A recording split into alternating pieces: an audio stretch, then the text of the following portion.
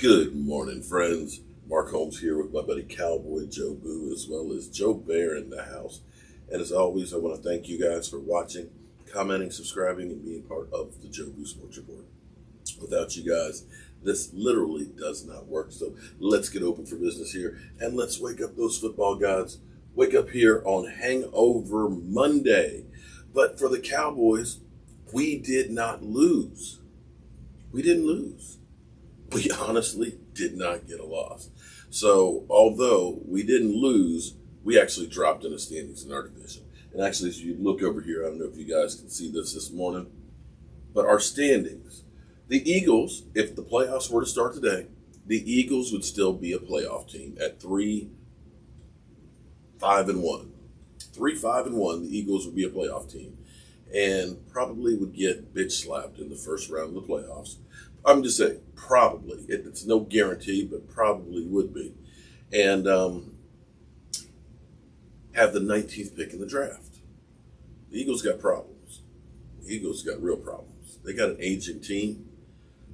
They have a 19th pick in the draft. That's going to be harder to get that impact player. You got questions at quarterback. You got questions in coaching. They're a mess, at least I'm happy to say this morning. Here's what's crazy. The Eagles at 3-5-1, followed by the New York stinking Giants in second place at 3-7. Washington, 2-7, and then us in the bottom of the barrel at 2-7. The crazy thing is, we're not out of it. Nobody really is. You saw the Washington team, after being down big time against the Lions, fight back in the game and get it close. People were saying, bench Alex Smith. Alex Smith came out and scored 27 points in the second half. He said that defense they have, although they did give up 30 points to the Lions, but that front of theirs is pretty tough. You look at the Giants, who should have beaten now the Eagles twice this season, should have beat us, the game that Dak Prescott went out, and have been in games until the end just failing. You almost have to say that the Giants, as much as it hurts me to say it, may really be the best team or playing the best in our division right now. And then there's, of course, Washington. Like I said, they just don't have the horses. They just don't have the team yet. They've got all kinds of problems. They don't have a name. They're a bit of a mess. And then there's us. If I had to honestly say, the best thing for the Cowboys is to stay right where they are. Because yesterday, here's where it's crazy. Yesterday, Jacksonville almost beat Green Bay, 24-20. Had Jacksonville won, that would have helped us out big time. We could have slid on up a little bit higher in the draft. Been one of those truly premier picks that people would covet and trade a king's ransom for. If you want to look at it from the standpoint of saying moral victories, we win the division. Yay!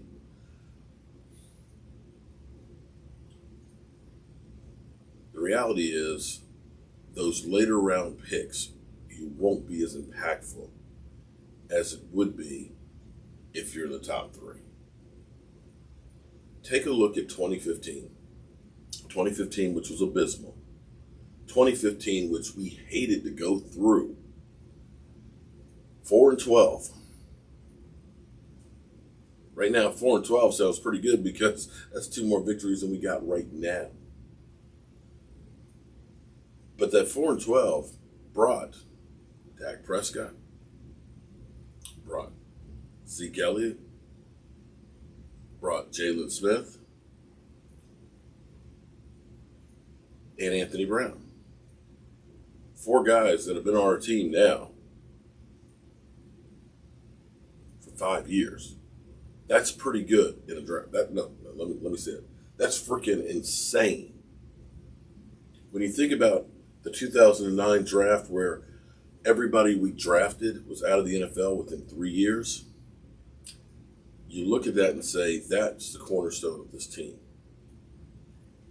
If we can have a draft that's like that, get an impact player like a Zeke Elliott in the first round, end up getting depth on this team, end up getting back some of the guys that we have that are injured, this team can look totally different.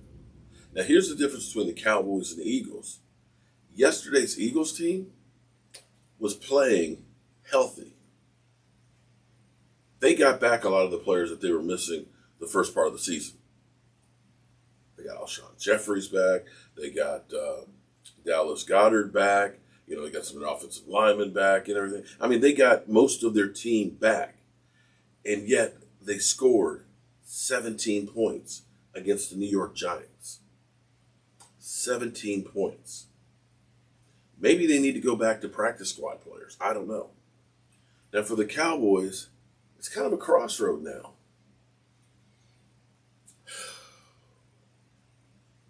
You have a veteran that you paid $3 million.